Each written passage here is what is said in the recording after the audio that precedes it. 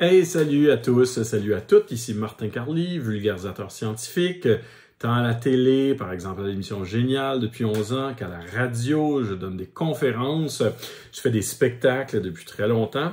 Et certains le savent, là si vous avez écouté les 2 autres capsules, vous le savez aussi, j'ai aussi enseigné au secondaire pendant 5 ans, du secondaire 1 au secondaire 5, enseigné les sciences et les maths. J'ai enseigné à l'école Saint-Gabriel à Sainte-Thérèse, une école publique.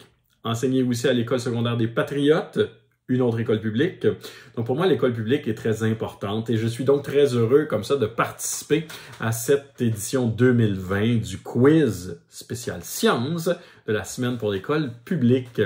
Il y a 3 capsules. Ça, c'est la capsule 3 pour les questions de niveau plus difficile. Le quiz va s'échelonner sur une période qui va du 6 octobre au 16 octobre.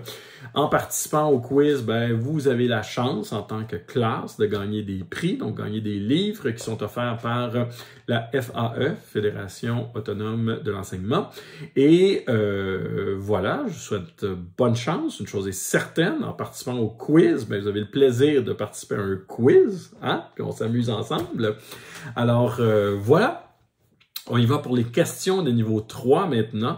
Donc, il y en avait 5. Comme dans le cas des 2 autres niveaux, il y en avait une qui portait sur le virus, la COVID-19, la pandémie dans laquelle on est pris depuis plusieurs mois. Donc, je vais la garder pour la fin, celle-là. Donc, la première question, certains scientifiques, puis peut-être que vous avez remarqué ça en voyant sur le web, certains scientifiques ont remarqué que si on laisse un hamburger de restauration rapide un bon bout de temps sur un comptoir, on parle ici d'environ 1 an, il ne va pas pourrir. Et on vous demandait de trouver la raison qui pourrait expliquer un tel phénomène. Est-ce parce que le pain et la viande sont cuits à très haute température? Parce que les burgers contiennent une trop grande quantité d'agents de conservation?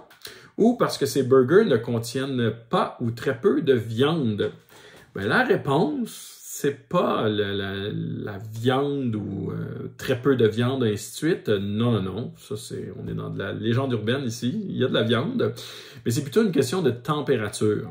Parce qu'en cuisant le pain et la viande à haute température, on enlève beaucoup d'eau. Et là, pour les micro-organismes qui pourraient venir altérer l'aliment et le faire pourrir, c'est un problème parce que quand on est un micro-organisme, que ce soit par exemple une bactérie ou une moisissure, par exemple, on a besoin de 3 choses. On a besoin de quelque chose à manger. OK, dans le burger, on est correct. On a besoin d'une température optimale. Bon, la température de la pièce, ça va. On a aussi besoin d'eau. Et là, c'est le problème. Si on a cuit ces aliments à haute température, il n'y a plus assez d'eau dans l'aliment et il ne peut pas héberger tant de micro-organismes que ça qui pourraient venir le faire pourrir. Donc, c'est la raison. C'est juste parce qu'il n'y a pas beaucoup d'eau.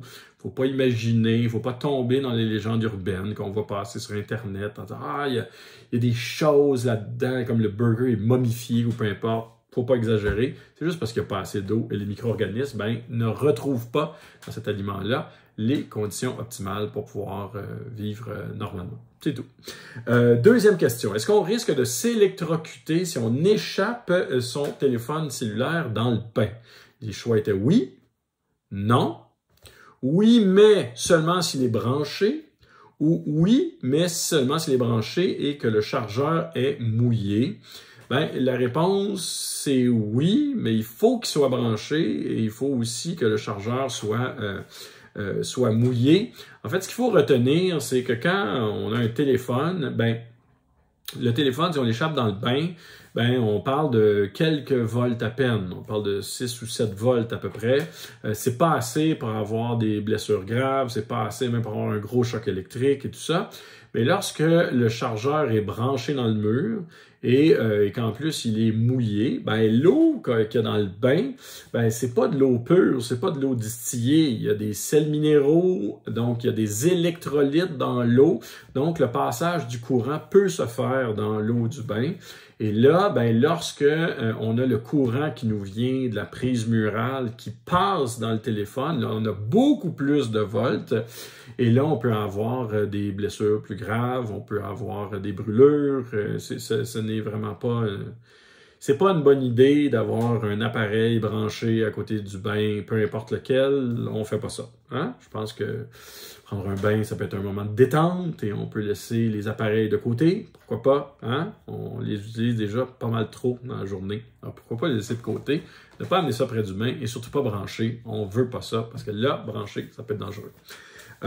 Troisième question, est-ce que les poissons boivent de l'eau? La réponse, non. Ils l'absorbent naturellement par la peau. Oui, ils boivent de l'eau, comme tous les animaux. Ça, on sous-entend par la bouche. Donc, ils avalent de l'eau. Ou, oui, mais seulement les poissons qui vivent dans l'eau salée. Bon, la réponse à ça, c'est une de mes questions préférées. C'est le genre de question que j'aime poser régulièrement à des gens que je rencontre. La réponse à ça, c'est oui, mais seulement les poissons qui vivent dans l'eau salée. Ouais. Les poissons qui vivent dans l'eau douce, par exemple les lacs, les rivières, ne boivent pas de l'eau par la bouche. Pourquoi? Ben ça, c'est lié à un phénomène qu'on appelle l'osmose. L'osmose, là, c'est un phénomène scientifique qui décrit le mouvement de l'eau au travers de membranes. Mais l'eau va se diriger d'un endroit qui est moins concentré en sels minéraux et en sucre vers un endroit qui est plus concentré en sels minéraux et en sucre. C'est comme si l'eau va essayer de diluer la région plus concentrée pour rétablir un équilibre entre les deux côtés de la membrane qui est traversée par l'eau. Ça veut dire quoi? Ça veut dire, imaginez un poisson, lui, qui vit dans la mer. La mer, c'est très salé. Il y a beaucoup de sel. Ça veut dire que le poisson qui est dans la mer, bien, essentiellement, son corps se retrouve dans un environnement qui est plus salé que ses cellules. Donc, il y a de l'eau qui va sortir du corps du poisson dans l'océan pour essayer d'aller diluer l'océan. On s'entend que le poisson ne va pas réussir à diluer l'océan avec l'eau de son corps. Ça ne va pas arriver. Ça veut dire quoi? Ça veut dire que le poisson, s'il ne boit pas de l'eau par la bouche, on parle de poisson dans l'océan, ben, il va se déshydrater lentement mais sûrement. Donc, imaginez un poisson qui vit dans l'eau qui devient déshydraté. Ben, c'est assez absurde comme image, mais c'est ça qui arriverait si les poissons dans l'eau de mer ne buvaient pas d'eau par la bouche. Donc, ils vont carrément boire de l'eau pour pouvoir rétablir donc la quantité d'eau qu'ils ont dans leur corps et ainsi éviter de se déshydrater. Les poissons maintenant qui vivent dans l'eau douce, ben eux, ils n'ont pas besoin de boire de l'eau par la bouche. Pourquoi? Parce qu'essentiellement, c'est leur corps qui est plus concentré en sels minéraux et en sucre que l'extérieur de leur corps, donc l'eau du lac ou de la rivière. Résultat, par osmose, l'eau du lac ou de la rivière va pénétrer dans le corps du poisson pour aller l'hydrater. Donc le poisson dans l'eau douce, il n'y a pas besoin de boire de l'eau par la bouche parce que l'eau entre naturellement grâce à un phénomène d'osmose. Voilà. Dernière question. C'est la question COVID, virus et tout ça. On parle beaucoup dans l'actualité de traitements qu'on essaie de développer contre ce virus-là, de vaccins, bien entendu. C'est deux choses différentes, un traitement et un vaccin. Mais on vous parle ici d'un traitement très connu, une découverte, une grande découverte. On parle d'antibiotiques et on parle particulièrement de pénicilline, qui est le premier antibiotique qu'on a découvert. On veut savoir pourquoi est-ce qu'on ne soigne pas les malades de la COVID-19 avec de la pénicilline ou avec des antibiotiques en général. Est-ce parce que la pénicilline est inutile contre un virus comme celui qui cause la COVID-19? Est-ce parce que la COVID-19 est résistante à la pénicilline? Ou il n'y a juste pas assez de pénicilline pour tous les malades, donc il y a juste certains malades qui en reçoivent? Je ne sais pas ce que tu en penses. Là, on arrive à ce qui cause parfois confusion chez bien des gens, la différence entre une bactérie et un virus. Avec un antibiotique, on tue ce qui est vivant. Un virus, c'est pas vivant. Ça respecte pas tous les critères du vivant.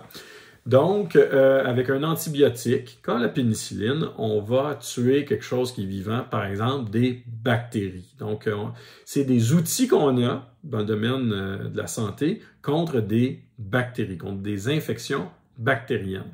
Le virus, c'est pas une bactérie. Donc, l'antibiotique fera rien au virus. Si tu prends des antibiotiques, tu les prends pour rien. Et même, tu prends peut-être des antibiotiques pour... disons, pour quelque chose qui sera néfaste à la longue, parce que dès qu'on prend des antibiotiques, ben, on montre aux bactéries les armes qu'on a dans notre coffre à outils. On veut cacher ces armes-là le plus longtemps possible parce que les bactéries peuvent devenir résistantes aux antibiotiques, et c'est d'ailleurs un très, très gros problème qu'on a présentement.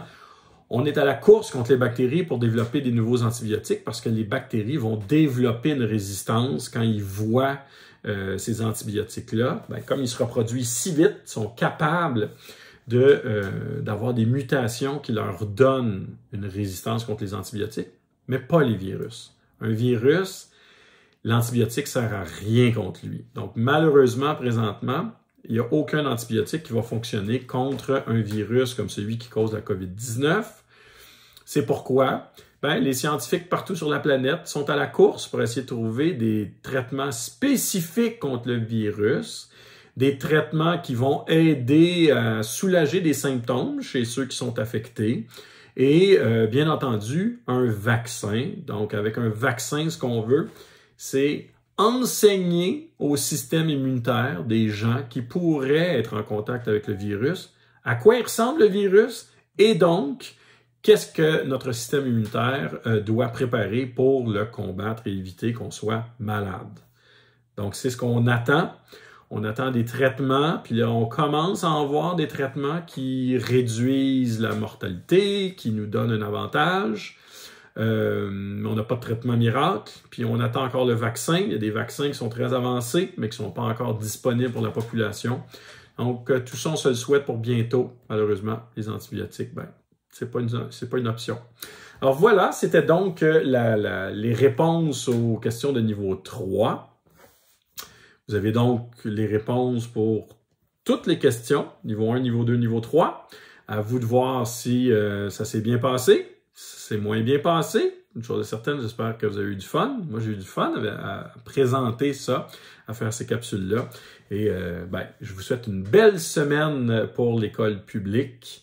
Dans ces moments qui sont difficiles, donc je vous souhaite aussi de garder la santé, de rester quand même heureux, d'avoir du plaisir, de trouver des choses qui vous font plaisir. Puis c'est ça, je vous souhaite la santé, puis j'espère qu'on va se voir en vrai éventuellement. Salut!